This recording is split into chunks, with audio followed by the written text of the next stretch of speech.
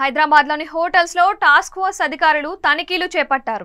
ఇందులో భాగంగానే సికింద్రాబాద్లోని ఆల్ఫా హోటల్లో తనిఖీల్లో భాగంగా నాసిరకంగా ఉన్న ఆహార పదార్థాలను అధికారులు గుర్తించారు. ఈ క్రమంలో హోటల్పై కేసు నమోదు చేసి ₹1,00,000 జరిమానా విధించారు. కాగా ఫుడ్ సేఫ్టీ టాస్క్ ఫోర్స్ అధికారులు బుధవారం రాత్రి ఆల్ఫా హోటల్లో తనిఖీలు చేపట్టారు.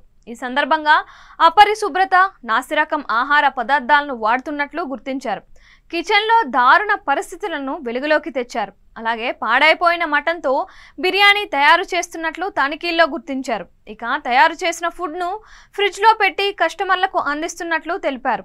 హోటల్లో తయారు చేసే బ్రెడ్తో పాటుగా ఐస్ క్రీమ్, టీ పౌడర్లు కూడా నాసిరకంగా ఉన్నట్లు గుర్తించారు. దీంతో ఆల్ఫా హోటల్పై ఆగ్రహం వ్యక్తం చేసిన అధికారులు కేసు నమోదు చేసి ₹1,00,000 జరిమానా విధించారు.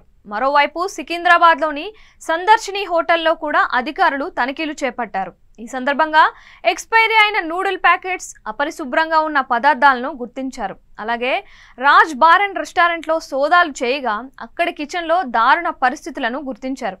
కిచెన్లో ఎలుకలు తిరుగుతున్న దృశ్యాలను చూసి అధికారులు విస్తుపోయారు. ఈ సందర్భంగా బార్ యాజమాన్యంపై అధికారులు ఆగ్రహం వ్యక్తం చేశారు.